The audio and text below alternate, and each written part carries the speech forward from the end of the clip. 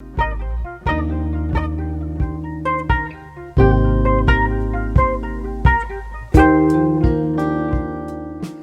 I'm Macias. I own and operate my own dog training company here in the Long Beach, Orange County area. A little bit about me, I've been a certified professional dog trainer and behavior specialist since 2008. So pretty much any behavior issue that you can think of, I've dealt with it, rehabilitated it, worked with it. I specialize in getting rid of aggression, so all of this kind of stuff is what I work with every day. So today we're going to learn to speak dog. They talk to us, they just do it with their bodies instead of a voice. So these are just different body positions. I want you to look at the top middle one. It's very calm and neutral. And you can kind of see, I know it's not the best in here, but you can see different body language and what it's expressing. So this dog is hunched over, tail's tucked, head is down, ears look like they're back, anxious and nervous. This one is frightened, and you can see the difference between these two. This one's frightened, it's kind of more back, it's trying to stay away from what's in front of it. This one down here is submissive, we've all seen that. I want a belly rub, scratch my tummy, we're good with that. Bottom middle is aggressive, and we're gonna talk about why it's aggressive, but you can see it's leaning forward. The tail is up, probably wagging. The ears are still back, mouth is open, looks like it's barking. Right here is dominant. Can you see it looks like it's almost standing over something? That's a dog that's trying to assert itself. Up above there is alert. Not positive or negative, just means it's alert to something. And we're gonna talk about that. Over here, relaxed, that's an easy one. We all recognize the play bow. I mean, we all know that one. And then down at the bottom is excited when they put their paw up, or almost like a pointer would point to something. Just means they're excited or aroused. Let's talk about tail positions. You want to look at how that tail is wagging. A wagging tail does not mean that dog is friendly. If the tail is straight up or straight out and it's wagging very stiffly, that means that dog is on alert, we're nervous, we're anxious, it may not go well, okay? Obviously a tuck tail, that's very obviously that dog is scared, fearful. Let's talk about facial expressions. What's the one on the left look like? Can't really see it. I know, I'm sorry. The dog's mouth is open, the face is soft. It's hello, nice to meet you, I'm happy to be here. Same exact dog moments later, head's turned away, the mouth is now closed and tight, ears are down and back. It's almost like I'm not happy here, please go away from me. So things to look for are that tight mouth, those ears back. You've got to look at the whole picture. You can't judge what it's saying off of just one thing. Here's some more tail illustrations. Very first one is relaxed. The tail's down a little bit, but it's a neutral tail carriage. It's probably wagging gently. The next one is happy. We've all seen that, like a helicopter tail going in circles, the whole butt's wiggling, the whole body's vibrating. We're really happy, nothing to worry about there. Next is aroused, and we're gonna talk about that more in a minute, but the tail is held high or out. It's a rigid, stiff wag, and we'll talk about what arousal means. And then the last is afraid. Tucked tail, between the legs, not wagging. Okay, fearful, stressed, or anxious. Oh yeah, you can see. I'm like, no one's gonna appreciate my funny picture. Okay, so let's talk about fearful body language in dogs, okay? Ears back, tucked tail, trembling, cowering, crouching, avoiding eye contact, lip licking. So all of you guys probably can recognize the body language up here as a fearful dog. But how many of you in here knew that lip licking means the dog is stressed? Yay! Yeah, so lip licking is a calming signal. It's just like if you tap your foot or your hand when you're nervous, same thing. The dog's trying to calm themselves down, okay? Backing away or running away, I think that's pretty obvious. If your dog runs or backs away, they're probably nervous or scared. If we're not interested in food, so that's one of the things that I will tell clients. If your dog will take treats, then they are not too stressed. If your dog stops eating treats, we're too stressed, we need to fix the situation. So that's a gauge that I use. And does not approach. How many of you have ever seen a dog who's far back, they're not approaching you, but you're trying to approach them? That's probably not a good idea. If they're not approaching you, it's for a reason. It doesn't mean they think you're bad or you're scary. They might just be nervous about the environment. Don't take it personally. But if you force yourself on that dog, you're probably going to get bit, okay? Calming signals. These are signs dogs give when they are feeling nervous, stressed, anxious, or unsure. It's a way to self-soothe. So, more than lip licking, raised hackles. How many of you think, oh my gosh, the dog's hackles are raised, that dog's aggressive? No one? You guys are still lying. Because hair's raised up. Yeah, everyone's like, oh my God, the dog's hair is raised. It means nothing other than that the dog is stimulated, okay? It's not positive or negative, but doesn't mean that dog is mean. But looking away and yawning. Yawning is definitely a calming signal for dogs, okay? Repetitive yawning, not just one yawn, it's repetitive. You mean they're trying to calm themselves down. It's a self-soothing mechanism, okay, for them to calm themselves. So that's how you know they're stressed. If we're defensive, it's hard to see, but the dog is back and it's kind of leaning forward, but it's growling like, please don't come near me. I really don't want to bite you, but I will if you make me. Hunched posture or tail tucked. Panting. It's really hard because it's a heat wave right now. But if you are in a situation like you're in an air-conditioned room and your dog is panting, your dog is not overheating or hot. It's stressed, okay? If you're outside and it's 90 degrees out, it's probably the heat. But if you're in a situation where that wouldn't be warranted, it's stressed, okay? Are we going to be able to get a copy of this so we can see? Yes. Yes. Cautious. So how many of you have seen a dog that will reach all the way over and grab that treat with its mouth but not move its body? We're cautious. We're stressed, okay? Trying to calm themselves down. Whale eye or moon eye, we were talking about it earlier. That's when you can see more of the whites of the dog's eyes than the pupils, and I've got a really good picture of it.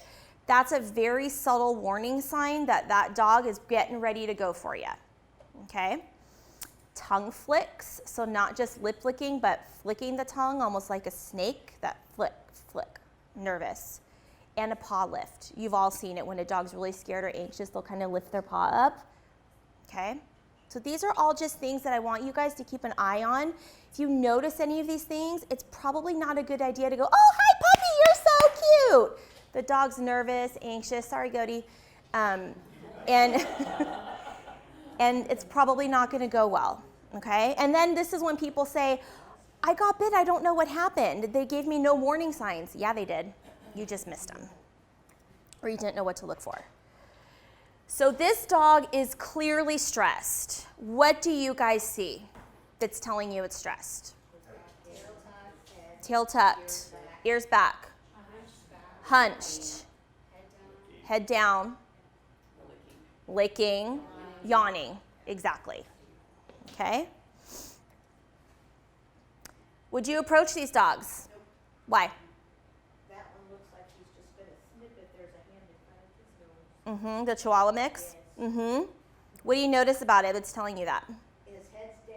Yep. He's kind of hunched. His Yep. tail is down. Yep. And he looks like he's doing that side eye. Yes, he is. The whale eye or a sideways glance, if you could fill in the dog's thought bubble, it would say, come closer and see what's going to happen to you. Okay? We've all seen that look on someone's face, like, yeah, I dare you. That's whale eye. Okay? What about this dog down here? Would you approach? Heads down. But he looks unsure. Looks like he's just not sure of the surroundings. He's uncertain. Yeah. He's uncertain. I would crouch and put my hand out and let him sniff. Think that's a good idea? I go down. I would not look down at him, but I would leave him alone. If I'm sitting over there in the corner and I'm really stressed and I look really unsure and someone comes and bothers me and I'm in a really bad mood because I'm stressed, the interaction's probably not going to be real friendly. Does that make sense? You can't see his eyes very well, but he's like this. He's nervous. Yeah, he's looking up like, what is that? Okay, let's talk about aggression. It is most of the time not this obvious. That's what did this. No one's gonna approach this dog, okay? But 9 times out of 10, the dog that's about to bite you does not look like this. And that's the issue that we're having. We don't know the subtle signs to look for. There are different types of aggression. There's territorial aggressive, or I call that resource guarding. Stay away from my food, stay away from my water, stay away from my shelter, stay away from my couch, my house, it's mine, okay? Dominant aggressive, that's the jerk dog at the dog park that likes to stand over every single dog and assert himself and say, I'm the boss, this is my park. You've all seen it. Maternal aggression. My mom's Chihuahua is a perfect example of this. When I worked at the Long Beach shelter, she had 2 puppies with her, and everyone that worked there just went into her kennel and everyone got bit. She bit like 10 people. So they come to me and they go, oh, this dog's aggressive, we need to put her down. I go, no, she has puppies. She's guarding her puppies. You approach in a specific way, she'll be fine. I sat there for a whole week and just tossed liver treats in her kennel, and after a week, she was totally fine with me. But I didn't force myself on her or her puppies. She's guarding her young. I'm a new mom, I have a 1-year-old, I get it. Fear aggressive, that's most of the aggression. They're not trying to be mean, they're stressed or they're fearful and they're trying to scare you off. That's like me walking down a dark alley in a bad part of town in the middle of the night by myself. I'm going to be on the defense even if someone in a 90-year-old woman in a walker came up to me. I'm gonna be on the defense, okay? Pain aggressive. We've all been around dogs who are painful, uncomfortable, if they've got a joint problem, a back problem. One of the dogs I just worked with and assessed last week, Cork, we just found out he has an eye infection and he bit someone. He probably isn't seeing well, he's uncomfortable, he's not feeling great. I'm irritable when I don't feel well, I imagine most of you are too. Same thing. Predatory aggressive, that's I'm a dog and I just found a squirrel and I killed it and I want to eat it and you're coming near me and my squirrel. Okay, stay away. Punishment aggressive, we had a dog at the shelter years ago. He was very highly abused, and every time you would stand in the same demeanor the owner did, he would become aggressive. Yeah, he's defending himself. I get it. And possessive aggressive, the last one, that's very similar to resource guarding or finding like a dead squirrel or something like that. I've got a client right now, her dog bit her because she found a dead seagull at the beach, and she went to pull the seagull out of the dog's mouth and the dog bit her. Yeah, it's a prized possession. Defensive versus offensive aggression, they're very different. What do you notice about the dog over here on the left? My left. Tail between the legs. Looks like he's snarling or growling, yep. Hunched. Does it look like he wants to move toward the thing in front of him? Right. He's trying to scare that thing off. He's making himself look big and bad. Does this dog look like he wants to move toward? Yes. Okay, so they're both, I would not approach either one of these dogs, but let's pretend this dog wasn't snarling. Would you approach? No. Good, I wouldn't either. Okay, state of arousal. This dog is doing nothing, but he's aroused. So don't think that this dog's displaying any signs of aggression. In a state of arousal, that is when the dog sees a stimulus and he is deciding if that stimulus is positive or negative. He's assessing the situation, trying to figure out which way this is going to go, okay? They're very subtle and they're missed by most people. If you were training with me, this is the time that if your dog, let's say, is aggressive toward other dogs, this is the moment that we're starting to feed treats. I'm not feeding, this is gonna help you. I'm not feeding treats as the dog is barking, growling, lunging, and doing all that stuff. I'm feeding treats before we get there. The dog is going, is that dog positive or negative? I'm deciding for you, it's positive. I'm gonna start feeding you and make that dog positive or make that child positive. I'm making the decision for him. Does that make sense? So signs of arousal, ears forward, a tight closed mouth, eyes are intense and focused or fixated. You guys have all seen that. Body is leaned forward, the body is very tense and upright, and it usually squares off to what they're aroused by. The tail is stiff, and it's a very slow, deliberate, stiff wag. Does that make sense? Can you picture what I'm talking about? What do you notice on the boxer? Paws up. What else? Leaning forward. I know. He's really staring. That's what happens when you're walking and a dog's coming up to you. That's the stand. Can you see it better? That's easy. Yeah. Tails out, so it's Do you want me just to keep my computer this way? Is that better? Yes? No? Yes. Okay. Here's some more whale eye. Now do you know what I'm talking about? You've seen it. And this is the point where unless you know what it means, you're probably not going to think twice about it.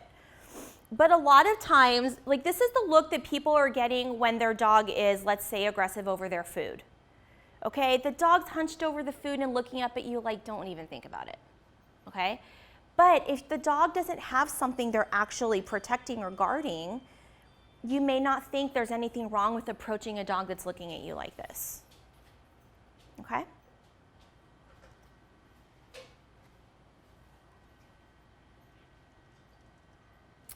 So I want you to notice the following. Does this dog just looking at him look like he's threatening? He is. I want you to notice his ears are down and back. His eyes are squinted. His mouth is tight. His face and stance are very squared and rigid, and he's leaning forward. I would not approach that dog. That would be a dog that everyone's like, they didn't give me any warning signs and he just bit me. I don't get it. His looks almost defy what he's saying. Uh-huh. His mouth is. It's hard because he has some droopy jowls. Yeah, that make his whole face look softer. Yeah, so you've got to look at everything. His ears are down. Yeah, he has floppy ears, but they can raise them. That dog is, I mean, it's a picture, so it's hard to say if that dog was just like that for a moment and then got wiggly and happy. But in this exact picture, this captured moment, I would not run up and go, oh my gosh, you're so cute, because I'm probably going to get bit. Okay? Cute puppy. What do we think? Super cute puppy. I hear you, Goaty. But what I want you to notice, tight mouth, eyes are squinted, ears are forward, he's moving toward it. The stare is fixated and focused, and his body posture is very forward. So when, Nubby's up a little on the backside. yeah. So do you guys see what I'm talking about? Like when I showed this picture to my husband when I first made this a long time ago, he's like, that puppy's so cute. And then I showed him, he's like, oh, it's not cute. Is that treat time or is that back off? I don't know because it's not a video.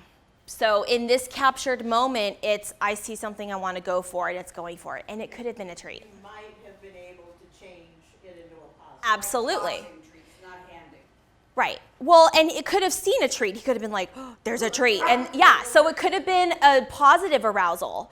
I can't judge off of the whole picture. I can just judge off of that, which makes it really hard. Okay, we're both in a state of arousal. What's the difference? Let's talk about the shepherd. Looking away. He's looking away. The wall eye. Whale eye. He seems to be more scared. Yeah. What's telling you that he's scared? The fact he looks like he's kind of Pulling away. Yeah. Exactly. Back legs are spread. So do you think if you went and approached that dog, it would go well? No. You're right. It probably wouldn't. But see, this is the point too, is like sometimes we look at like Goaty, right? It's a cute golden retriever. And then you look at a German Shepherd, which you're more cautious of. That's true. And that's the problem. And yeah. And so Goaty's gonna come out, and there's a shepherd here, which is awesome, and we're gonna compare the two. But that's the problem is, if Goaty were a pit bull or a German shepherd or even a husky, you're not gonna go up and start snuggling, cuddling. Right. But he's a dog like both those other breeds are. and they're going to give you the same exact body language. But people are overlooking it because they're a cute, snuggly, cuddly golden. And I have to tell you, I've been specializing in getting rid of aggression for over 11 years, and I have never once been bit by a pit bull. But I've been bit by a golden, and I've been bit by a chihuahua. Surprise, surprise. Right? And the dog that took the tip of my finger off was a white German Shepherd. So, yeah. So it's not, but you're right. The different breeds look scarier because their muzzles are more pointy, their ears are up, so they look scarier. But I want you guys to really start applying all of this to a cute, sweet golden retriever face. Because even in the video on Facebook, did all of you see it where all the Goldens were at the airport? I counted at least 4 dogs that were stressed as heck. And everyone around is so happy, happy, happy, happy, happy. They're focusing on the outcome of the situation, which is happy. But those dogs were panting, they were yawning, they were hunched back. One lady was actually standing with the dog in between her legs, and I'm like, if that dog is there for too long and someone approaches, that dog's probably gonna snarl, growl, lunge, or bite. So this is kind of setting these dogs up for failure. You're putting them in these situations, they're not getting their body language read, they're trying to communicate with you and it's not working, so they're gonna escalate and they're gonna bite. Because the subtle signs weren't working. Does that make sense?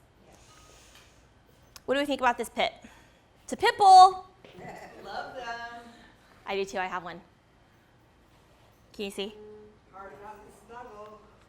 Is he happy? I can't really tell. He's just, hi, I'm very happy to see you. My face is relaxed, my mouth is open, I'm wagging my tail. The tail's actually blurry because he's going, he's wiggling it so much.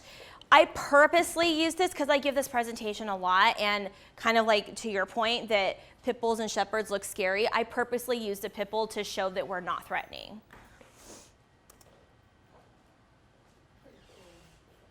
Dobie on my left, or on my right? What do we think?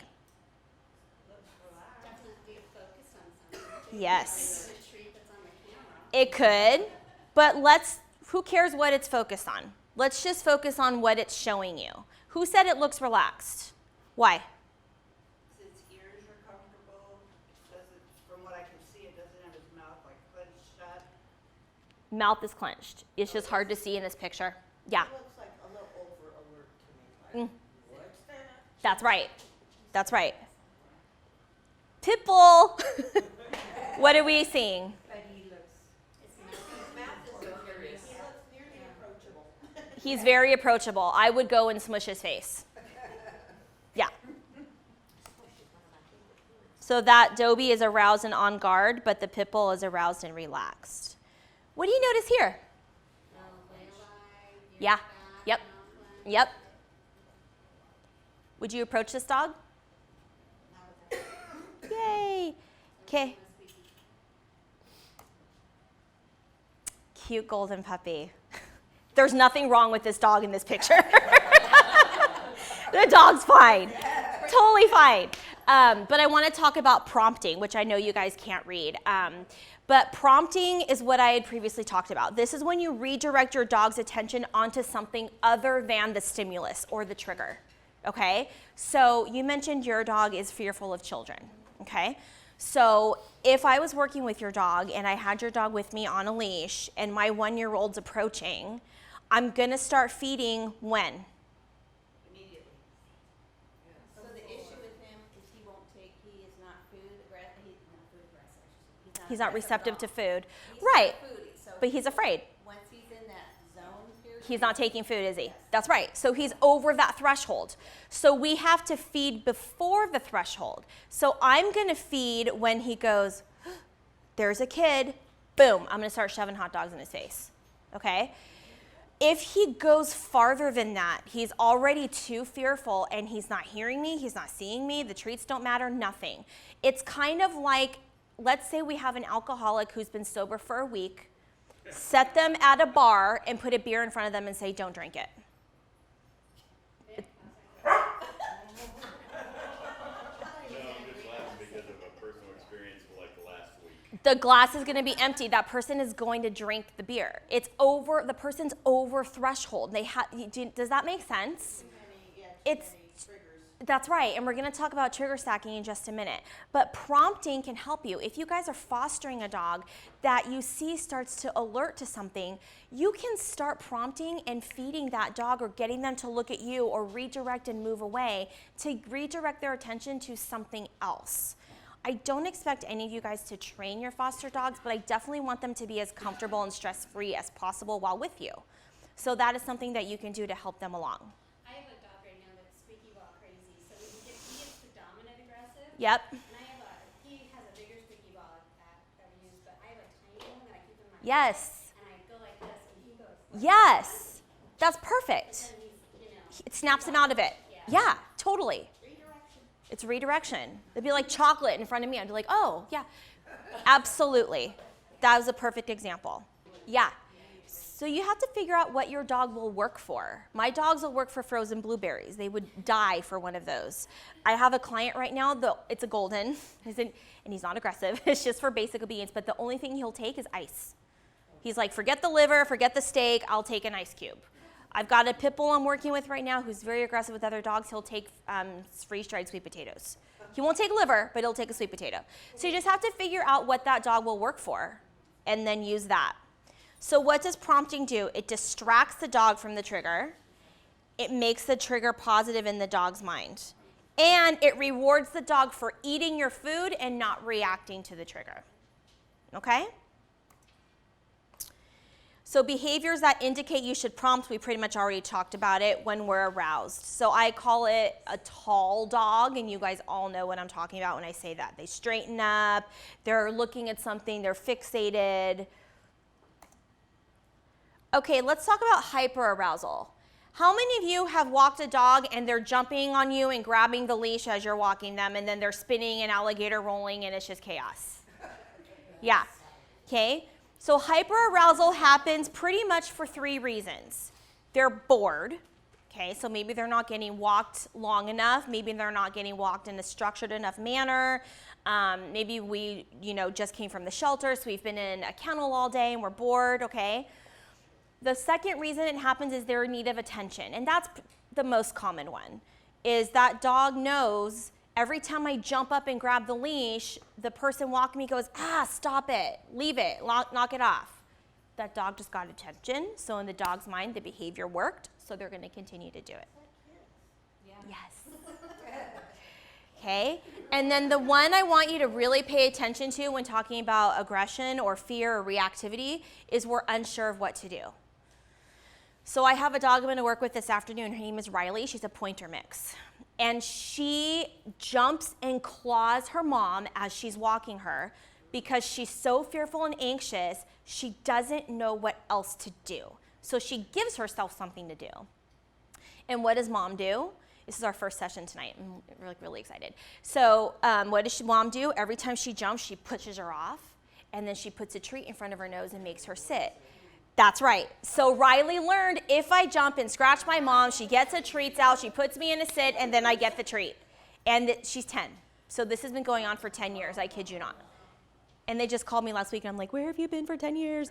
How did you put up with this? But she doesn't know what else to do. Okay?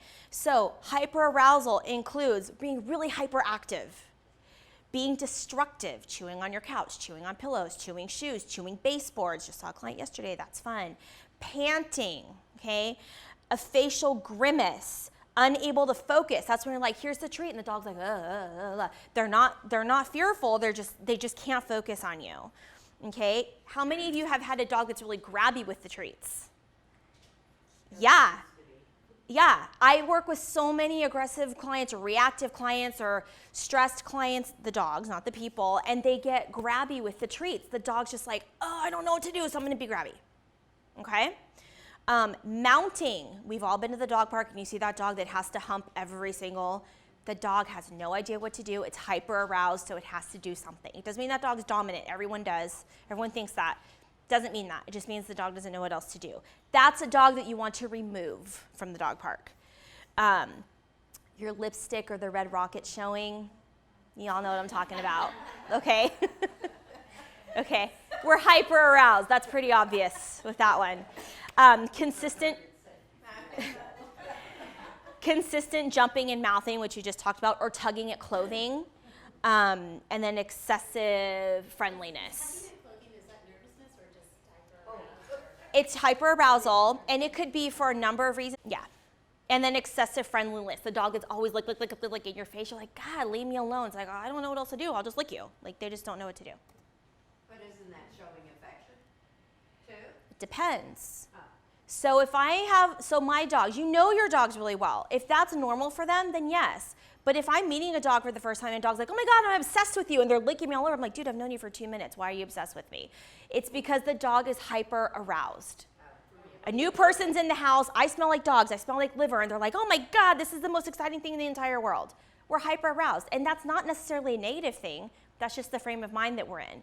When we're in hyper arousal, the prompting that we just talked about, the feeding, it will not work. What do you do with them? You have to remove them from the situation. And that brings me to the next slide. So what should you do during hyperarousal? So unless you're doing specific behavior modification exercises with someone like myself or another behavior specialist who knows what to do and can guide you, I want you guys just to walk away and remove yourselves and the dog from the situation. Okay? What you can do is once the dog stops looking over his shoulder or actually decompresses and relaxes, then you may feed. Okay? So you're feeding for being relaxed. But as fosters, I'm not going to give you guys all of these behavior modification exercises to do. They're going to be time consuming. I can't make sure your timing's right, and you're going to hate me because they're very in-depth, and you're going to hate Alex. She's too much. I just want you guys to set them up for success as easily as possible and just get out of there. Okay? Are there any other questions about that? Let's talk about the theme for the last couple of months, trigger stacking. Have you guys heard of it? Okay, so let me tell you an example of trigger stacking with us.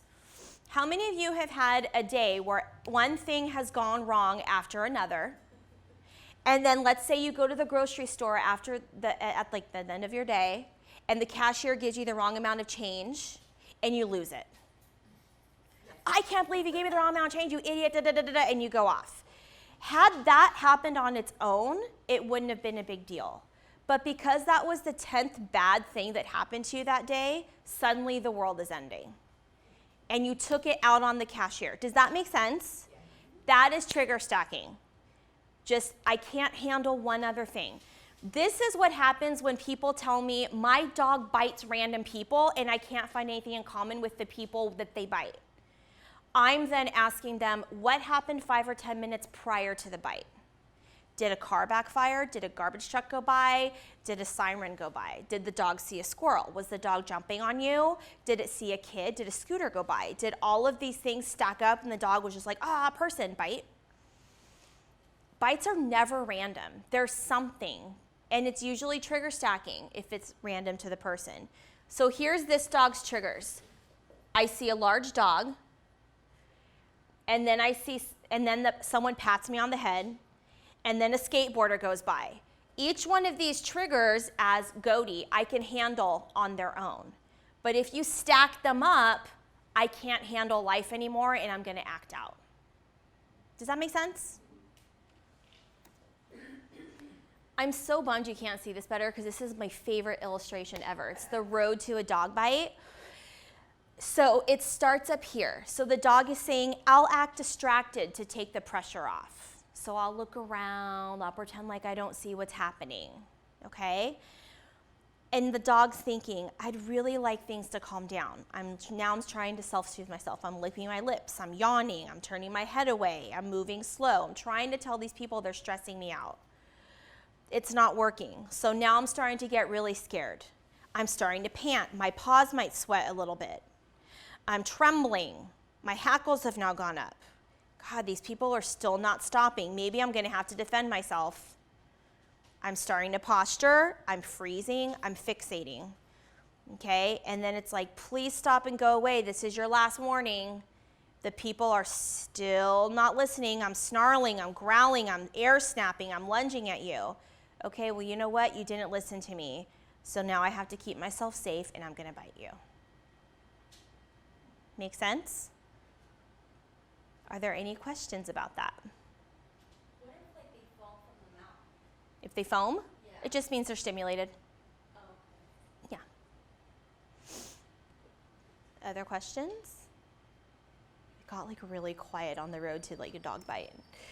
Okay, let's talk about human introductions. What don't we want to do? We do not want to approach head on. I don't want to make consistent eye contact. I don't want to stare at you. Am I making you really uncomfortable right now? Yeah, it's like, okay, lady, that would be, she looked at me like, why did you pick me? Yeah, because you were just in front of me. But it's like, why are you looking at me? This is too much. You don't want to pet over the head. Everyone does that. And the bummer about that is we almost have to condition our dogs to be okay with it because everyone's like, oh, you're so cute, and we go over the head. You don't want to do that, okay? You don't want to approach from behind and startle the dog. That is not fair. If I'm startled, I'm gonna jump too. You don't want to make sudden, fast movements. So if you talk with your hands a lot like I do, I'm very different when I'm around dogs. I'm not like, ah, la, la, la, la, because it's gonna make them nervous. You don't want to be overly excited or loud. That goes for every single one of you guys in here because you're all golden lovers, and I am too. I've had two. Oh, you're such a cute puppy. You're so cute. The dog's like, you are too much. Okay? You do not want to crouch down or put your dog's face in the dog's face. Everyone thinks, well, I'm going to get at the dog's level. I will make them more comfortable. No, it won't, because now your face is right here. I've got a client, it's a big Leonberger. Their dog's like 142 pounds or something. And oh, he's beautiful. And their house is kind of raised up above the sidewalk. And he's really aggressive with people walking by. But when people walk by, his face is right here. So could you imagine if you crouched down and had your face right here? Wouldn't that make you uncomfortable? Just like it makes people uncomfortable when Fez's face is right here. Okay? And you don't want to stand over the dog. So what do you want to do? You want to ask the dog's parent first. Is your dog friendly? Can I approach? You want to let the dog approach you. I always do that. I stand, unless the dog is giving you helicopter tail and super wiggly and happy and excited and there's no question about that this dog is friendly, okay? Then you can approach, but if not, let the dog approach you. Approach with the side of your body. It is not threatening, okay? Pet under the chin or on the chest, or you can kind of pet up and scratch behind the ears. Approach quietly and calmly. Make your greeting very short. I usually tell people 3 to 5 seconds and then break it. And then assess. And keep your eye on the dog's body language at all times. Don't get distracted and talk to the owner and now you're getting bit in the leg. And you're like, what happened? Well, you could have told yourself, but you didn't see it. Okay?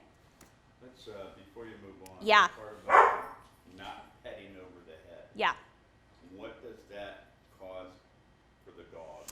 It's kind of like, why is this coming over my head? And it can make them kind of shy away. Even if they're not head shy, they kind of go, they just don't like it. It would be like if I came over and put my hands over your head, you're probably going to go, that's weird. It just makes them feel like someone's encroaching on them. How about hugging? Yeah, let's not hug dogs we don't know really well, okay? I don't just go up and hug random strangers. I just don't. It's weird. And they're going to think that there's something wrong with me, and they're going to get defensive. And any of you would too. If someone you didn't know just came up and hugged you, back off. And the way the dog's going to tell you to back off is they're probably going to go for you and bite you. Okay, so let's look at these guys. Are we friendly? Should we approach? Shepherd. Yeah. He looks alert. Yeah. I don't see this as, oh my gosh, this is super threatening, but the dog looks a little unsure. Yeah. So this would be one that I would probably just go sit down, ignore him for a while, and let him come to me. Yeah. The Boston Terrier, I mean, come on. If that is not obvious that we're happy and relaxed, I don't know what is. I mean, it's like, hi. And Boston Terriers just look like that anyway. So you can't, like. You can't tell if that's whale eye on that. You can't. But, right. But knowing the breed, they've got the bug eyes, their ears are up, they always have a big clown grin, and yeah, right. But the body looks more relaxed. It's not really forward. Tell me what's wrong with this. This is a behaviorist at a shelter assessing this dog, and it made me sick when I saw this. The dog Absolutely. What is she doing wrong? Grabbing money. Just grabbing at the neck. Yeah. Oh, she's an idiot. I know her. Sorry. I'm sorry. But what is she doing wrong with this dog? Making it worse. I mean, it's almost like she's pressing her. Is she pulling the dog towards her? She's not pulling the dog towards her, but the dog is tethered, so the dog can't go anywhere. The dog is beyond fearful. Hello, this dog is giving you every single, she got bit. And I'm not gonna lie, I kind of giggled because I'm like, well, duh, this dog bit you. This dog is telling you, I am afraid, I am stressed, I don't want to be here. You are petting me over the head, you are forcing yourself on me. And I can't go anywhere. And I can't go anywhere, I am trapped because I'm tethered. And it wasn't a bad bite, didn't even break skin. But she was like, what happened? I'm like, oh, I can't look at you right now. Would we approach this dog? It's hard to see, I know. Turn it around. It's trying to get the heck out of there. Yeah. We would not approach this dog. Would you approach the Chihuahua? He's fearful. No. Yeah.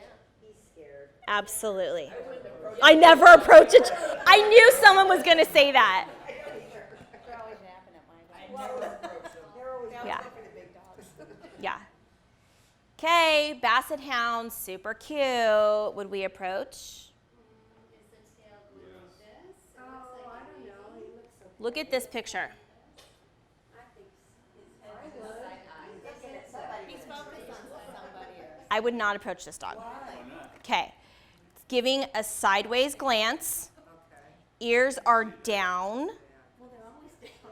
Yeah. They can't be anything else. But the positioning of them. So they're always hanging, but they've got muscles that can move them up or down. So are you talking like from the middle to the closest part of the ear? Yes. They're very hung down, okay? He's giving a side glance. The tail is out and stiff. The picture's not blurry, so he's not moved, so it's not wagging it. His paw's not up, but he's looking at like, I dare you. That's the look he's giving. And it's so subtle that unless you really knew what to look for, you'd miss it. And a ton, now that I've labeled his body, do you see it? Yeah, so he has a picture of it. I know. You see it in his eyes. Yeah, because I can see the side eye. Yeah. So Basset hounds, don't they have a lot of white in their eye too? they Like do. their heads? But his position of his head is more like, it's not like leave me alone, it's like dare ya. I always fill in a thought bubble. That's what my mentor taught me. If this dog was saying something, what would it be? Yeah. And I usually think, okay, and I will tell my clients, oh, Joey's scared right now, or please don't approach me. Like, I fill it in for them. They're like, oh, you're right. Or a lot of times I'll say, pull your dog back now. Why? It's going to bite. Are you sure? Pull it back now. And as they pull back, they go for it. You learn to see the really subtle signs. And the thing is Basset Hounds, we're used to them being dopey, friendly, goofy, very soft and relaxed, but this dog is not. Would you approach? No. Why? He's scared. How can you tell? He's hiding. Yes. Yes. Doberman, would you approach? Oh, they're so sweet. Yes. I would approach that dog. Would you approach this pit? Yes. Yes. Okay. Would you approach the golden? No. Thank you. Morty.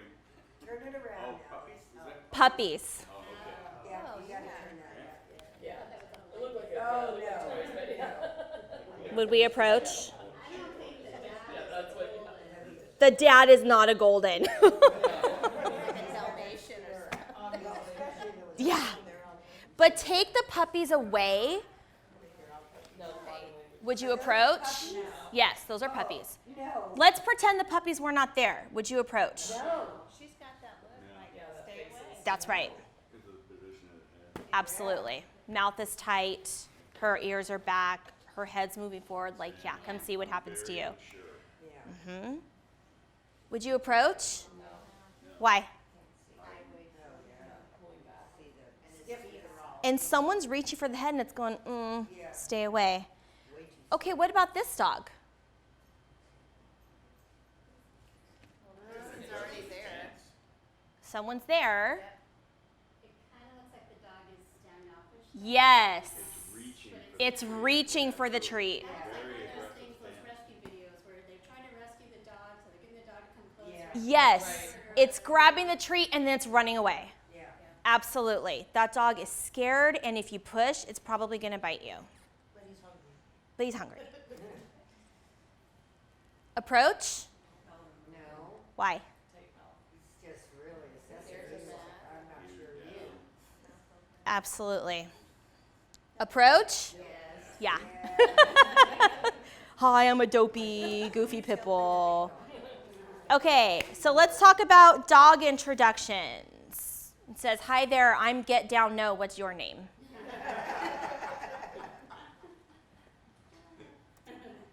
My aunt's beagle thought his name was Damn It Ben.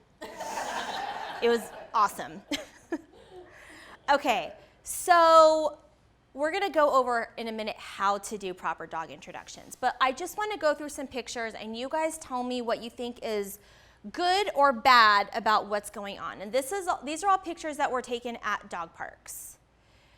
Does that look like a good interaction? No. Why? He's like, oh, my big dog. The one is hovering and the other one is really Trying to, yeah. Does this dog look like he's having a good time? No. Is this a good interaction? No. Why? Is he resting his head on the other dog's back? Nope. Oh, Are they just sniffing butts?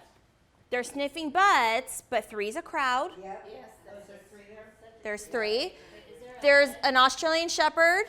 This is like a Vizsla or a Ridgeback. Little nub for a tail. Chocolate Lab's going to bite the nub.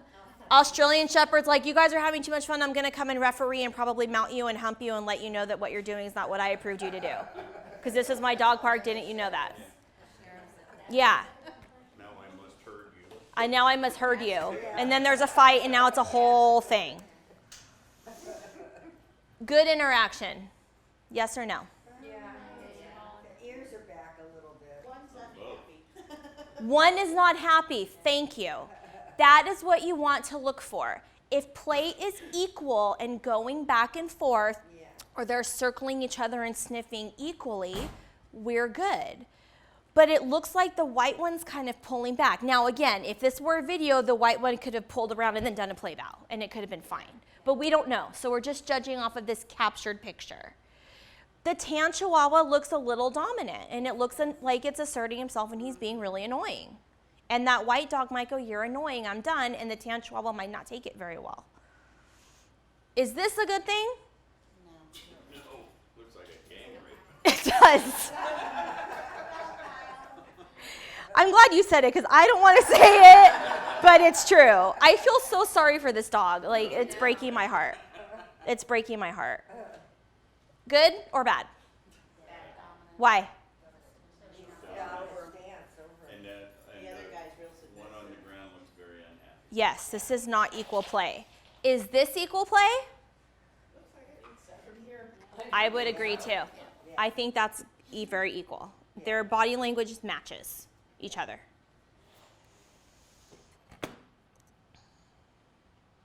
want to go to the dog park now and just observe. Oh my gosh, it's fascinating. Like, I could sit there for hours. It's so fun, but that's just me. People probably think I'm weird. Friendly, good. The first one? Yep, So, yeah. I agree with you. Yeah. Lab and a golden doodle. Lab and a doodle. Yep. Play, man. You can't see this, but this dog is full on humping that dog. This one, and the one that's being humped is too busy sniffing another dog, and all the people are on their cell phones. Yeah. So now you're gonna leave it with a pregnant dog, probably. Okay, because it's full on. We're going for it, and no one's doing anything. Is any of this appropriate? You can see these pictures pretty clearly. Right looks more So let's talk about this for a second. Everyone wants to let their dog sniff face to face. It is not a good idea, ever. You always want to sniff nose to butt. Not you, but you want to let your dog sniff nose to butt, okay? Yeah, thank God. If you go face to face, that's like me coming right here and going in your face. Exactly. No one wants that. You need to back up and do it appropriately. Do a handshake first. The problem is that there's many times where you have the best of intention. Right. The other dog. Absolutely. So that's when you just have to remove them from the situation. Absolutely. Yeah. I can't tell you how much I hate the phrase, oh, mine's friendly, don't worry. It's like, mine's not. Or mine is unsure, or mine is stressed. So what I tell people is go on Amazon and get a vest that says, in training, please don't approach. You don't have to say my dog is aggressive, because they're not. They might just be fearful or stressed. I did that. I did something that says do not pet. Mm-hmm. Because he's a golden mix and people think he's so cute, and I try to socialize him, take him to the pet store. Yeah. And the first thing I go in the pet store, everybody's, oh my God, he's so cute. I'm like, please don't pet. Like, Right. I'm not trying to be rude, but he needs to be comfortable. Absolutely. In his environment first. Uh-huh. Totally. It's how people even say, oh, I saw the sign, so I'm going to walk to the next aisle. Mm-hmm. People respect the vest. They do. Please don't approach. Please don't pet. And even if you're fostering a dog who is the friendliest ever, I would still put that on, because we don't know what's going to happen if someone comes up with a dog who isn't the greatest. It might not be the dog you're fostering or your dog. It might be that other dog. Like, there's a lot of dogs who are totally fine until that perfect storm lines up and that dog's a little funky, and then the mood changes. I don't let anyone approach my dogs, and one of my dogs would kill your dog, and the other one, they get along with each other beautifully, but the other one's afraid of his own shadow. So even the one who's afraid of his own shadow, I don't let people come up and approach. Why? Because he's afraid of his own shadow, and he's stressed. Yes. Yeah. So what happens, you talk about when the leash is getting tugged too, does that make the dog more? It can. Okay. Yeah, because now there's tension on that leash. So the dog is reading that as, okay, mom or dad are pulling me back, because that in front of us is danger. And they're going, boop, boop, danger, danger, danger. They don't understand that you're pulling back just because they're pulling or because you're afraid of what they might do. They think the thing in front of you is a threat, so they're going to go for it. Yeah, because that's when you see, like, if they pull back, then the dog will go, "Arr!" Exactly. And the owner goes, what's wrong with your dog? And it's like, so is the best thing just to not stop, just to keep going? I just keep going. Okay. My neighbors probably think I'm the rudest person. I don't care. Because if it's either you approach me and my dog and you get bit, or I just wave at you from across the street, I'd rather just wave at you from across the street. I let her leave it as we go by, so she ignores the other dog. And you can do that. If your dog is, and that's why I teach clients, a leave it is a management tool. If your dog is solid enough at leave it, you can say leave it. There's a woman who walks by my house, she has a little Yorkie, and she's saying thing, leave it, leave it, leave it, leave it, and the dog's not even listening to her, and it's going nuts. And I let my dogs go nuts back. I'm like, well, you need help, lady. Like, then I've gone out there and we've worked on it together. Now the dog knows leave it really well. So yeah, you can totally use that. It works with Josie. Absolutely. But if your dogs don't know leave it, just keep moving.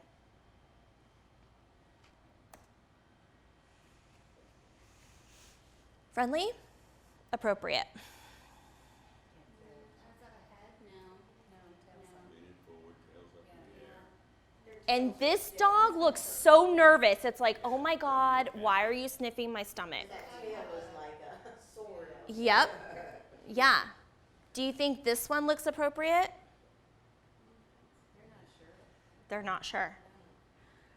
So really keep in mind, fear is one of the biggest motivators for dogs to turn and act aggressive or reactive, or just any kind of negative reaction. It's fear, and that's kind of with people too. It's a really good motivator.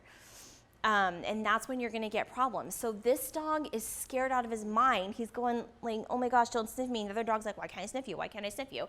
And they're kind of being bombarding. And this is what a lot of people, I feel like, don't teach their dogs. They say, well, I want to socialize my dog, so I'm going to take him to the dog park. No, we need to do it properly. Good interaction? Why? Face to face. Face to face. What's the Golden's body language doing? Yeah. Yeah. Backing up. Backing up. Does the Beagle look okay? No. No. Tail straight up in the air. Well, what's everything else about him? He's got a full stance and He's he's strained back a against little his bit. leash. He's back a little bit. Looks like his ears are up. They have a pretty aggressive stance. Yeah. Wide-legged stance. Not necessarily aggressive, but more just in your face and bombarding, inappropriate. Notice there's more Goldens here. I threw them in.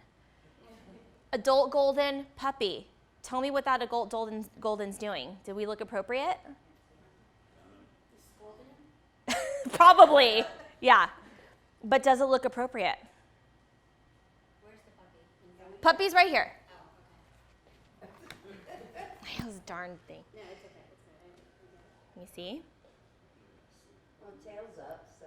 He's he's- kind Tails of, up, he's he's kind of pulling back away. on the It's adult. definitely That's, Bad. You're bad. what do you think, Nedra? Yeah. 100%. I'm in charge. That's right. My place. That's right. Puppy looks like he let it The puppy's just like, okay, whatever you say, I'll do it. Puppy's clueless. That dog is very dominant and assertive. Too assertive. How's this one? He's scared to death with the big guy. Yes, he is. And this is a tough one because he's got a curved tail. He's probably like a Norwegian elk hound or something like that. He's standing at attention. Yes, he is. I will rule this game. That's right. This is my snow. Probably not going to go well. Okay, so let's talk about dog introductions in your house. So here's a little chart that I found, and of course you can't see it, but step number 1 is to be prepared. So have a crate for them, have a separate room for them where they can go and relax and decompress like we talked about. Okay, number 2, you want to start on neutral territory. So go on a walk around your neighborhood for a few minutes. Don't just bring them into your house or your backyard. It's probably not going to go well. That is someone's territory. That's your personal dog's territory, okay? Number 3, the greeting we just talked about. Nose to butt, never nose to nose. That's where they're kind of circling around each other and sniffing each other. Step number 4, leash up. When you take them out in your backyard or when you're taking them into your house, have them on leash or at least have them dragging their leashes so that you can grab and pull back if needed. Sometimes holding on a leash, like you talked about, can make matters worse, especially if a dog is just leash aggressive. I've got a ton of clients, the dogs are fine like at the dog park or the dog beach when you put a leash on them and they switch. Yeah, leash aggression is super common. So if that's gonna make matters worse, don't hold on to that leash, but just let them drag it so you can grab it if needed. Step number 5, crate for safety. I love, love, love, love crates. If you don't have a crate, get a crate. It's a safe place for your dogs to go. That's a den where they can go and decompress and relax. No, they think it's doggy jail. I know. Exactly. It drives me insane. Yeah, our dogs love our crates, but not all dogs do. Marta. They get abused in it. I think they think of it as a prison too. A lot of the dogs that you guys are getting, like from the meat market, are not going to like a crate because they've had really negative experiences in that crate. And don't force it on. And don't force it on them. Maybe, what I just said was leash aggressive. Yeah. Joey mix that we got from a rescue. He'd been in a shelter for 4 months. And we worked with the behaviors in the beginning. She said, don't ever put this dog in a cage again. Mm-hmm. His teeth were worn on the inside from chewing. Oh, yeah, I would not, that dog cannot be in a crate. My pit bull mix cannot be in a crate. Yeah. He can't. He was at the shelter for a long time.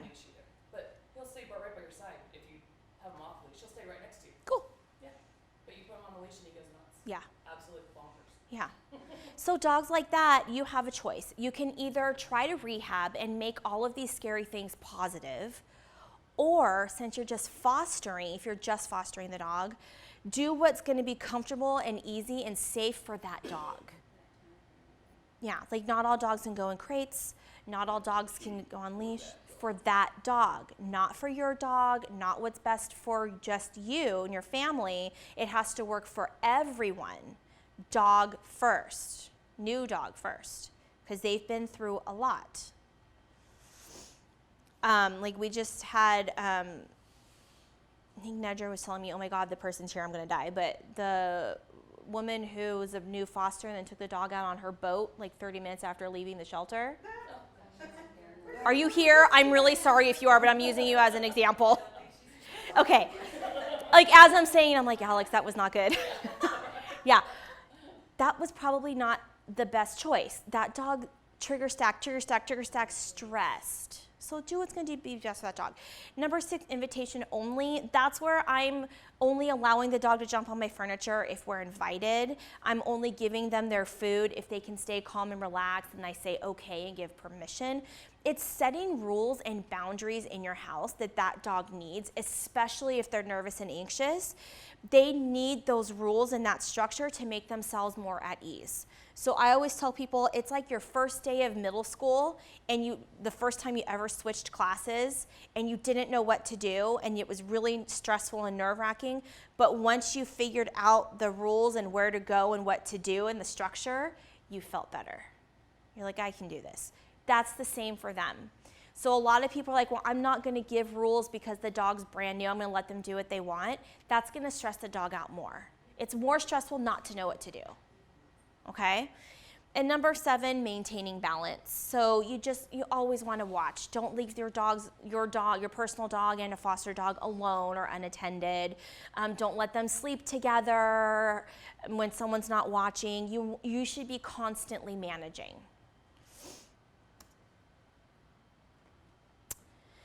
A fight's probably going to happen at some point in your lives. Let's talk about how to avoid or break it up. So first and foremost, let's prevent with all the body language stuff we just talked about. Let's also remove any resources that could cause guarding behavior. Don't let them eat special treats around each other. I just had 2 pugs yesterday. The woman's like, they get in a fight every time I give them both pig ears. I'm like, well, why are you giving them pig ears? Feed them separately, okay? Use commands to redirect the dog's attention. So if they've got a solid recall and you can call them back to you, if they have a solid leave it, come here, get the dog to leave it and come back to you. Minnie Mouse voice, always work. Oh yeah, I'm really good at my Minnie Mouse voice. You can try that. These are all things that you can try. Verbally praise problem dogs when they act appropriately. So if I'm at a dog park, for example, and I'm managing 2 dogs, let's say they're both clients, and the dog that I know has an issue is being really good and tolerating, I'm constantly letting him know he's doing a good job. So that way he knows, oh, okay, I'm not giving treats, but I'm verbally praising him. You're doing a good job. You're not mounting, you're not biting, you're not guarding, you're not grumpy, you're doing a really good job. Try an air horn, a whistle, a bucket of water, or a pet corrector. Do you guys all know what pet correctors are? I have one, and I should have brought it up. Thank you very much. So this is a pet corrector. It's just a can of compressed air, and it makes a really loud sound. Sorry, Goaty and Shepherd. Oh, she totally startled. She was like, oh my God. Yeah, but this is way better than just my mouth doing. It's just a really loud startle. It's just air, and it's really cold when it comes out, so if you need to actually spray it in a dog's face, you can. It's not going to hurt them, but it will definitely startle. Whistles, air horns, a hose, a bucket of water. I'm sorry? A squirt bottle. Yeah, you're just looking to startle them out of it, so that gives you a chance to break it up. A clicker, absolutely. If I click, my dogs will come back to me, so you can definitely do a clicker, or it's at least if they don't know what a clicker is, you click and the dog's like, oh, what was that? Or a dog whistle, it just gets their attention off of what's happening. Keep a brake stick on hand. Do all of you know what a brake stick is? I loaned it to a client yesterday, which was dumb of me because I should have brought it. So it basically is about this long, and it's wood, and it's rounded like a shovel handle, but and one end of it is flat. So if a dog is actually biting onto something and they've now clenched on and they're not letting go, you can shove the flat part in between the teeth where you would press in and then twist it, and it opens up the mouth so you can break them up. Okay? Do you try to press on the tongue with it? Nope, you just shove it. So you know, like if your dogs are clenching, you go like this, and it opens it. That's all you're doing. You're just going like that, but it's stronger than your fingers. So you shove it in between the bottom and the top jaw and then twist. It doesn't hurt them at all. It just opens up the mouth. It doesn't break their teeth. It doesn't cause them any pain. You're probably not going to need that, but I always keep one on hand just in case. Does that work on your pity? It does. Really? Mm-hmm. Wow. They were actually designed for pit bulls and other bully breeds they cannot clench any stronger than other breeds. That's a myth, but it seems like they do. So that's what they were actually designed for, but you can use them with any breed. I had to use it. They don't lock their jaw.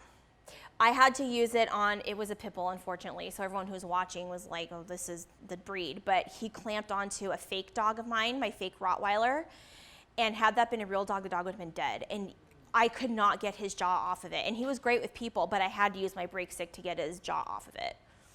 He just would not let it go. Step in between dogs before a fight starts. It sounds counterintuitive. Why would I want to step in between and get bit myself? In general, we can heal better and faster than dogs do. And if I'm stepping in, that's my fatty area that I wouldn't mind a chunk being bit off of. I'm joking. Don't try to get bit, but shove in between to prevent. So my mom's golden. His name is Finn. He's 13. He gets really weird over his toys sometimes. And my mom's Chihuahua is the boss and thinks that everything is hers. And I was over there yesterday, and I'm like, okay, they're going to get in a fight. And I just stepped in between them real quick, and it kind of redirected them. Yeah, it's like, oh, Alex is in front of us.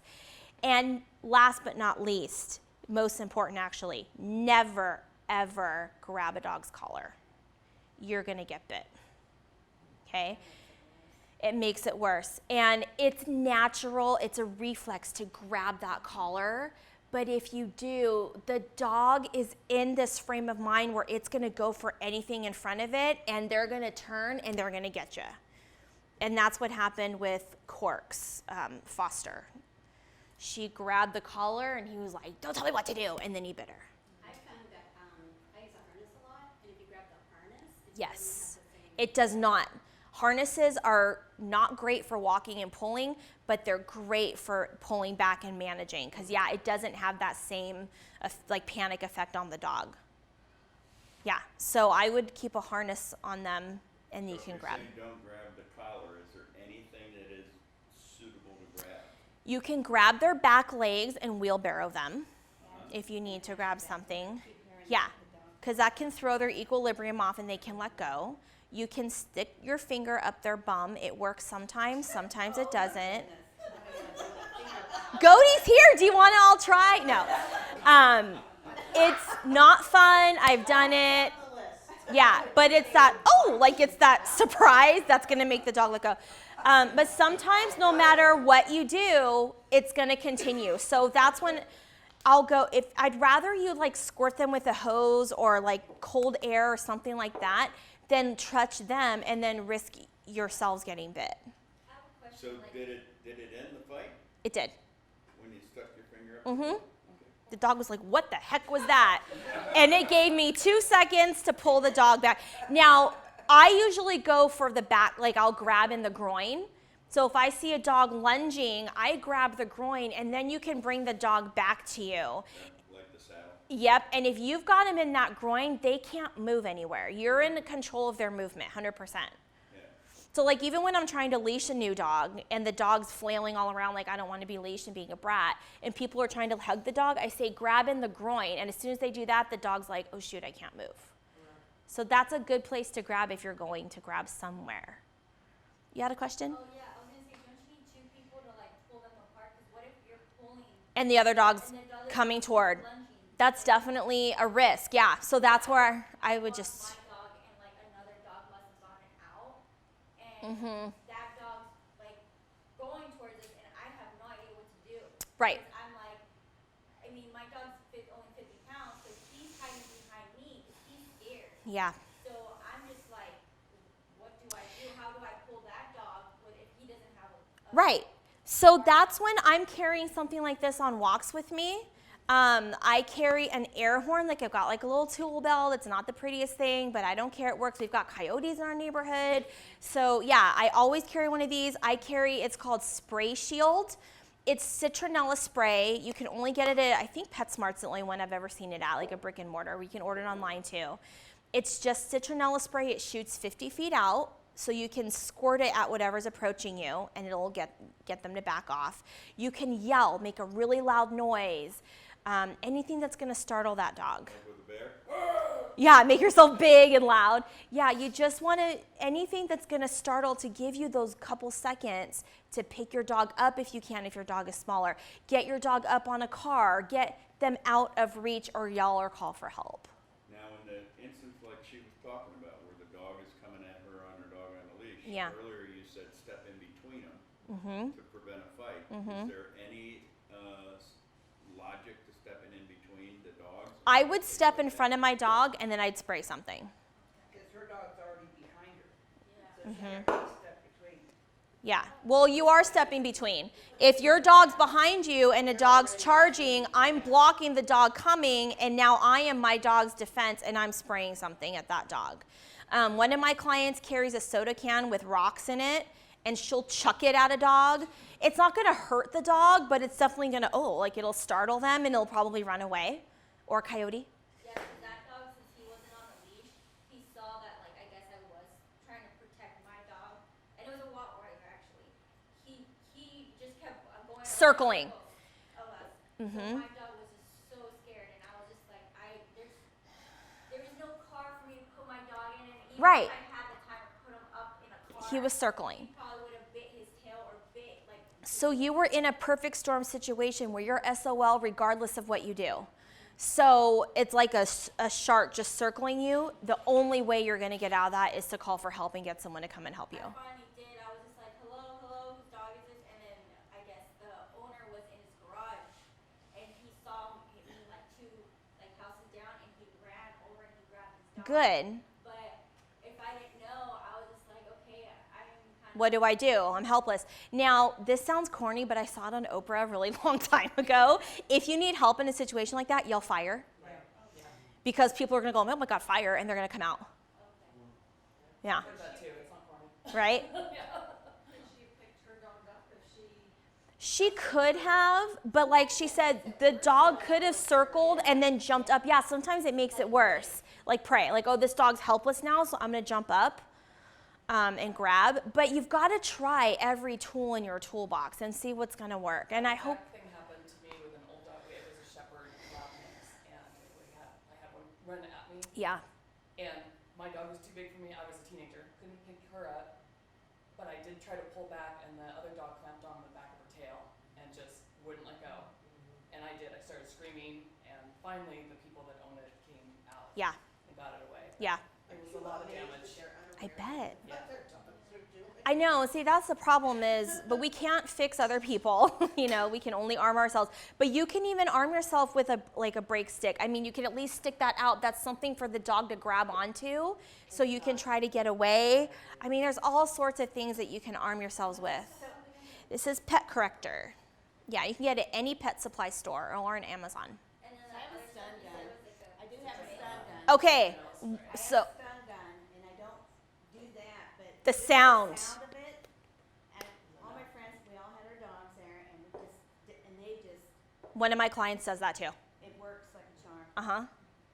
Yeah, it's that And they I carry pepper spray too, but the stun gun is just, it's loud. It's kind of irritating to me. It's very loud. It hurts your ears. You don't touch I the have dog that or one that they anything. have for dogs, the silent-y kind of one, and I haven't had to use it, but when I was testing it, both my dogs were out on the balcony, and they both went, what? Yeah. You know, You and I- can, yeah, the ultrasonic one. It does. Yeah, one of my clients swears by her stun gun. She doesn't ever touch it to another dog, but she just puts it up in the air and that noise, they hate it. Well, I live in Brea, so I hike a lot. Coyotes. There, yeah, there's a lot of coyotes, so Mhm. I use it for that purpose too. Yeah, absolutely. Any questions? You survived it. How long, when you bring a new dog into your house with your existing dogs, how long would you recommend keeping them separate? About a week. From the other dog? Yep. Really? You can put up baby gates and let them sniff each other through the baby gate. I had a meeting the first day.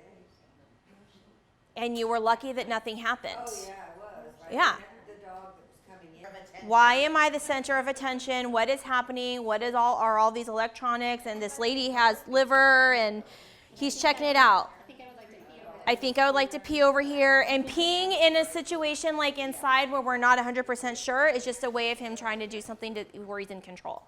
And he approached me. Hi, Bear. Yep, he came up and I snuck him a piece of liver. But I'm not like, hi, Bear, in his face. Like, I'm talking, but I'm not directing my attention to him. I'm directing it to you, and I'm just kind of letting him hang out. Good. And he came up and grabbed another piece of liver. Yeah, now we're friends, huh? Yeah. Good job, handsome. But I have still not touched him. Yeah. His teeth have touched my hands because he's taking a treat, but that's the only part of his body who has touched me. Sit. Thank you. And I'm going to go back to ignoring him and talking to you. Now, what do we see? What's Bear telling you now? He wants more treats. Yes, he does. He gets more relaxed. Talking and feeding. He He's licking. Is he nervous or is that the liver? he just ate the liver. Yeah. He's a cabin eater. But here, stand up. But look at his tail. Yeah. Relax, German Shepherd.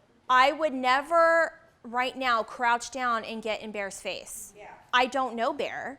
Yeah. He seems totally fine, but he's very nervous and fearful Yeah. just because there's a lot of random people staring at him, and it's weird, right?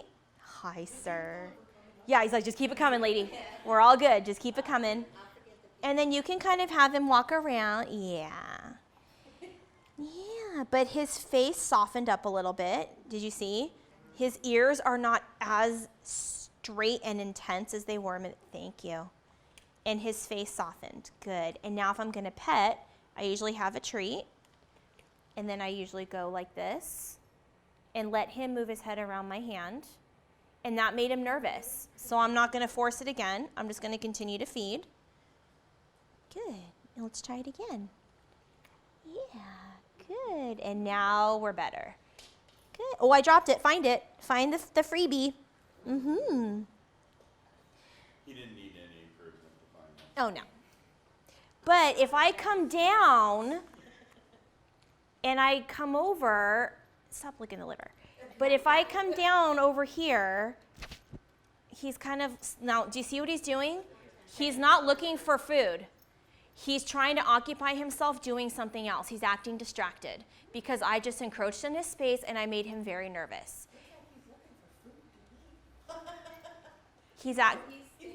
But he wasn't doing this before I crouched down. So that's what you've got to think. When did this behavior start? Well, now he's going back to my pouch of liver strapped onto my pants.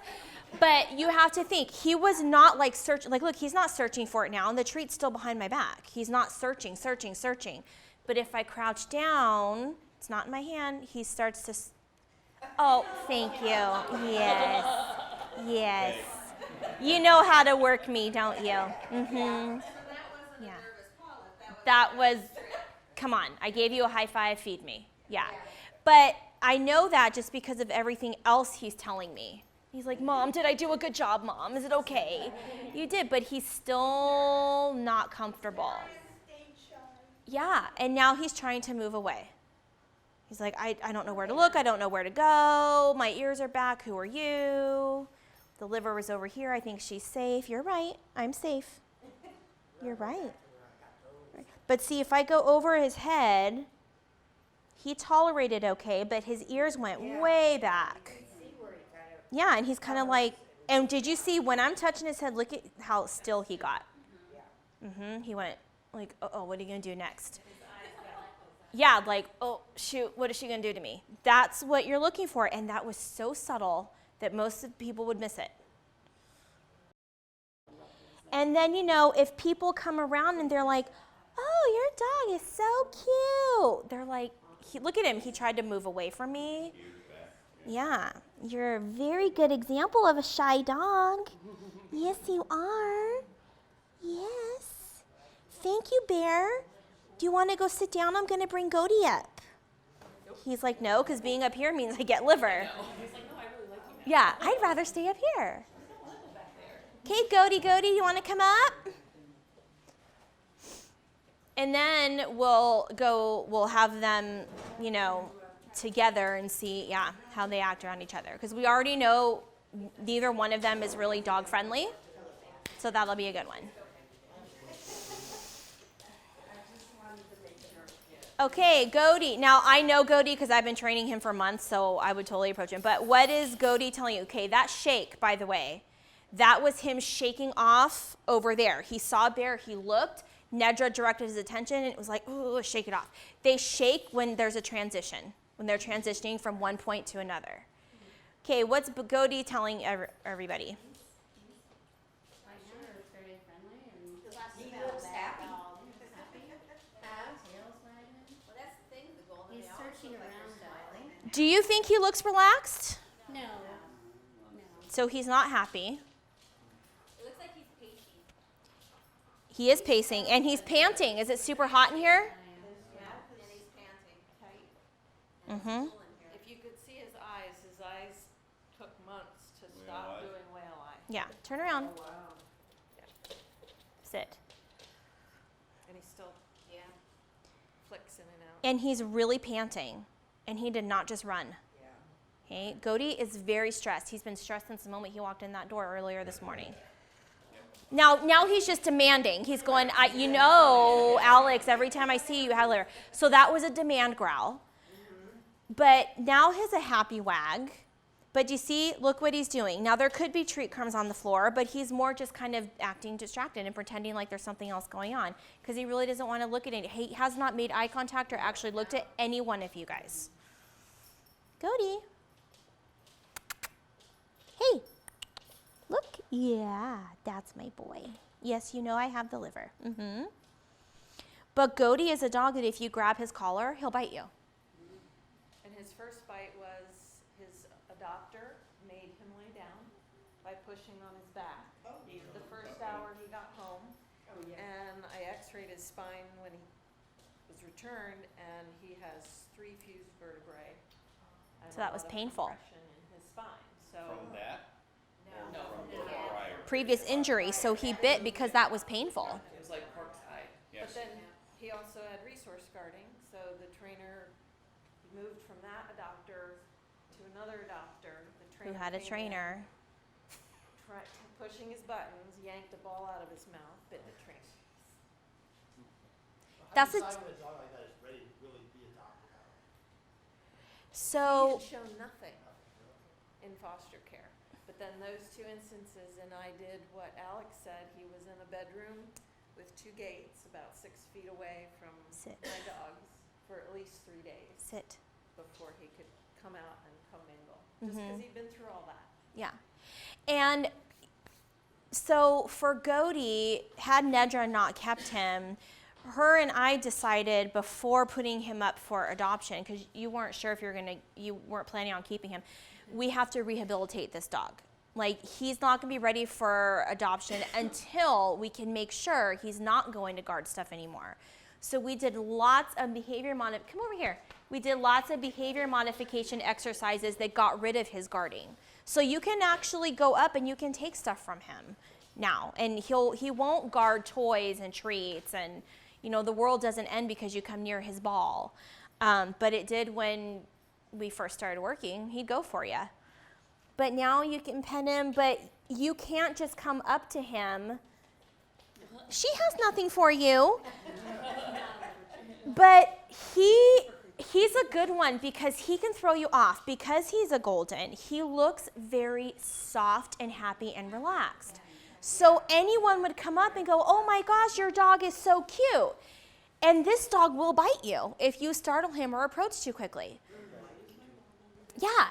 And Some of the Thanksgiving, when the turkey came out. yep, It was stimulation, and he just he was calmed him down.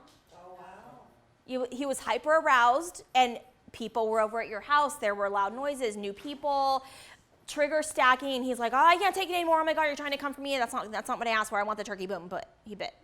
So you can't come up and just approach him. Would you approach him given what he's looking like right now? No. Why? His tail's got, well, now it's up. But now he's. Now he's just sniffing. Because these people like dogs. Yeah, and this is the type of situation where I would do exactly what you're doing. He sniffed you and really got and chose to come to you. Goaty, come here. Yeah. So he came and chose to interact with you. He was touching your arm, and you pet him, and I would just pet 3 to 5 seconds, and then you cut it. Don't push your luck. Because you're going to go, oh, this is going really well, and then your fingers across and you're like, it wasn't going well. Okay, so don't push your luck. Hi. Yeah. And he's used to me getting at his level because I'm always at his level. But I don't want to do it and stress him out. But if I were to come behind him and grab his collar, he would turn and go for it. He does not handle collar grabs well. Do you want to do it? Look what he just did. Yeah, he doesn't look happy. No. He got so stiff. Yep.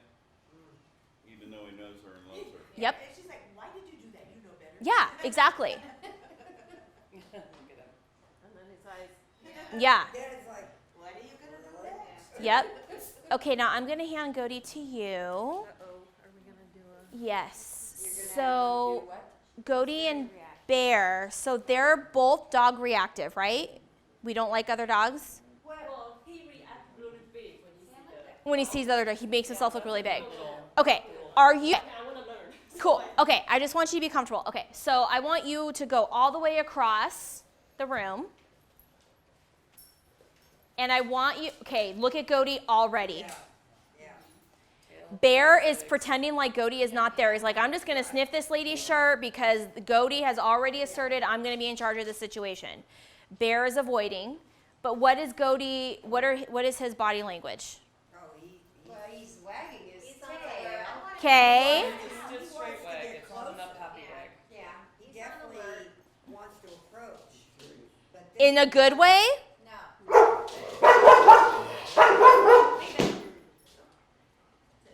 So when I just asked, someone said he wants to approach, and I said in a good way, it was like, well, I don't know. No, not the way the back. Goaty's really obvious with, look at Bear's like, I don't know what I did. Goaty is very obvious and super easy to read, but it's throwing you off because he's a golden and they look soft. yeah. Up, stand up. He's gonna react more if he's standing. Now, right before the bark happened, what did you notice? Leave it. Thank you. Right before the bark happened, what did you notice? Look at him. Yeah. He's forward. Yeah. He's not taking his gaze off of that dog. Right. His ears are back. His tail's wagging. But look at the rest of it. He is ready to go. He's ready to. He's ready to go. He's He ready looks, to go. he looks very, he's got a very concerned look in it. And look how heavy his pant just got. Exactly. Yeah. Okay? Look how slow and deliberate the wag is. Okay? Now, this is the point. You're in arousal. You can redirect him and have him look at you. And we've been, Look at me. no, we've been doing this for months. So he knows if I put the tree to his nose, he's supposed to look at me. Okay? This is I saw her do it earlier, and then I just saw you. this is prompting. Oh, he's flopping too. Well, he's eating liver. No, he's. But look, if I bring him up into a stand and I come over here because I want to get his attention on Bear, okay, now he barked, it's too late. But as he's looking now, feed now. Look, he's like, oh, the liver's coming, right? Yeah. Right? Because he's Now, used, is that not rewarding him for bad behavior? no, it's prompting. Had Nedra gone, Goaty, mid-bark, yes. But the bark stopped, and right when he straightened up, she fed then. So what she's doing is she's making Bear very positive for him. 'Cause it was She's almost catching like as him soon as he before stopped, reaction. He started looking for the treat. So as soon as he stopped, so we've taught him, I bark, but if I calm down and look at mom instead, then yes, I get food, and that's right. And that's not, If I treat, if not confusing. if the behavior goes bark, and if I fed now, then I just rewarded the bark. But when he sat down and looked up, I rewarded him for looking at Nedra. Now he's just asking. This is now asking. Now he's demand barking for liver, because he's barking at me. Yeah. This is his new behavior. Oh, that's new? Yeah. So what tends to happen, sit. So what tends to happen a lot of times is when you get rid of one behavior, the dogs develop a new behavior because the old behavior doesn't work anymore. Plus, Tana demand barks. Do all of you know Nedra's dog Tana? He'll bark at you for hours until you throw his tennis ball. Oh. I did that. That's her fault. Oh, It's not. I was gonna say, I thought this girl was so well trained. No. It's not. That's just Tana's personality. So he's kind of learned a demand barking a little bit from Tana. Alex, your shepherd is. Let's talk. Yeah, let's talk about Bear. He's been ignoring, like, He's kind of afraid of He's not fine. He's like, I'll stay in here with you, Mom. Yeah, is he fine? No, he's very worried. He's very. But He's- I think he's figuring out that he's more dominant than he is. Yep. because he's not reacting right away. No. But does he on the wall? But he's staying Yeah, right if over he saw here. a dog like between Sit. 20 and 30 feet, he see it and he'll kind of sound like He'll go, because at a, catch it, he'll start to run and start barking. because at a distance, now Bear is fear reactive or fear aggressive. Because if he's close enough to the other dog, he's like, sorry, I didn't mean it, just kidding. But when the dog's at a distance, he's like, yeah, back up. This is my mom. Like, he gets real big and bad when there's really no threat there. But now there's a threat, and he's like, oh my God, I don't mean it, Bear. I'm just kidding, I'm sorry. His tail is tucked. Was avoiding. He'll look at Goaty only if Goaty's not looking at him. If Goaty looks at him, he'll bark a couple times, and then he's looking away. So I want to get Goaty to bark at him. So I'm going to go over and get, hi, Bear, you're so handsome. Come on, Goaty, give me something. Hi. Okay, now I'm going to go over here, try to get Bear to look, and see he's still avoiding. I know. Are you going to bark at Goaty?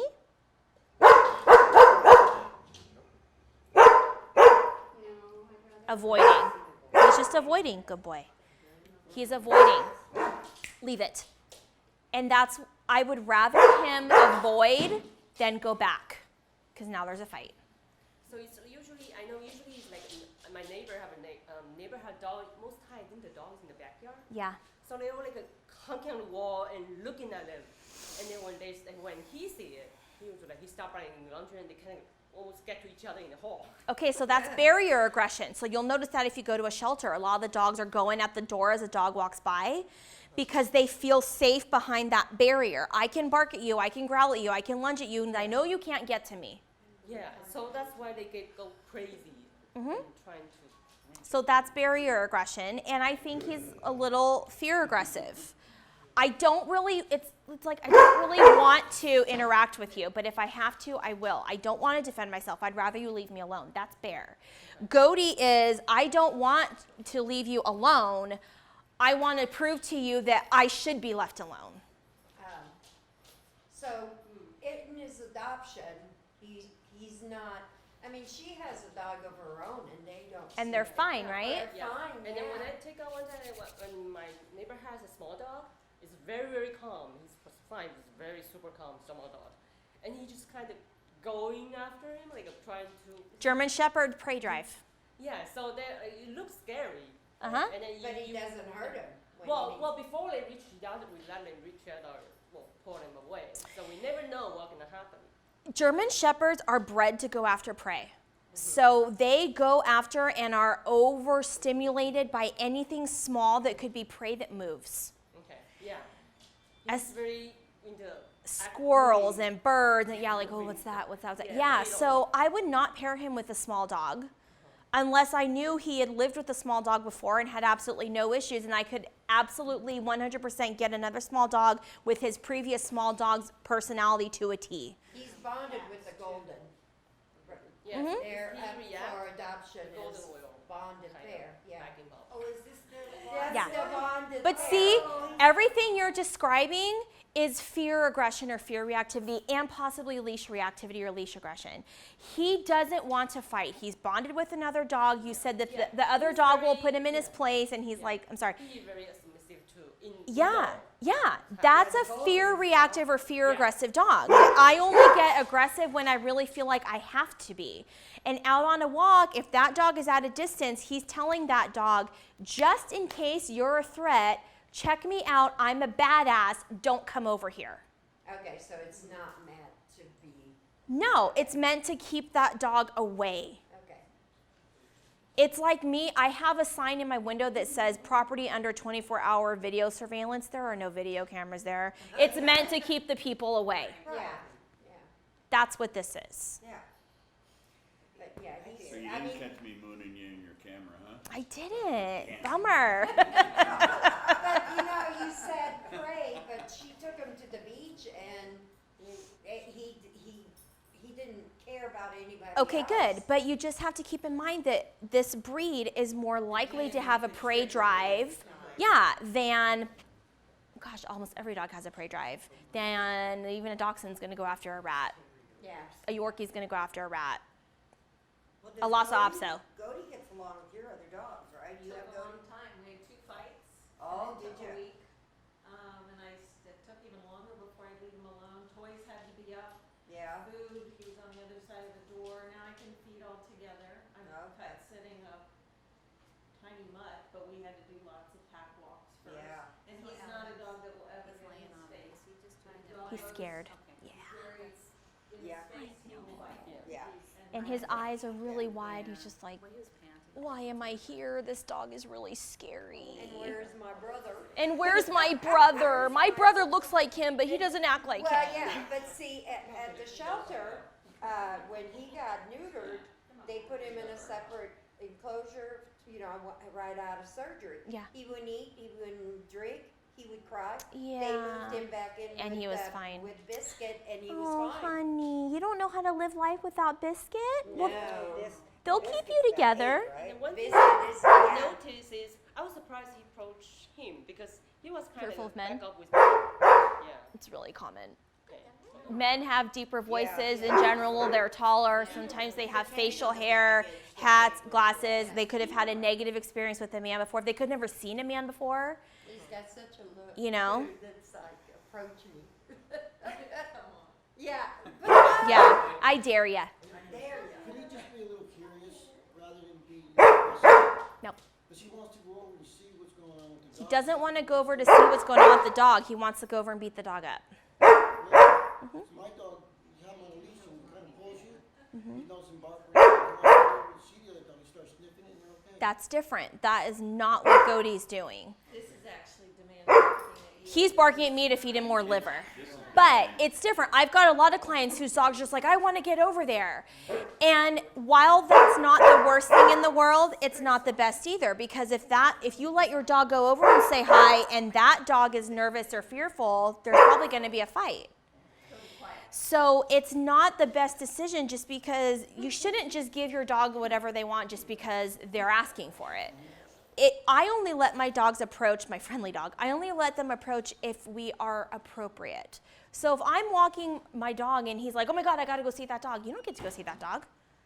Because you are bombarding, you're too hyper aroused, you're out of control, and you're gonna make that dog nervous, and there's probably gonna be an issue. But if you can sniff and come up politely and sniff nose to butt, then I'm totally fine with you saying hi. I would not let these guys say hi. He's gonna have to defend himself. And because he's just going to go up and bully. Yeah. Don't see me. I know. It's like, I'm really not here. Are there any other questions? Does everything make sense? Do you see what we're talking about?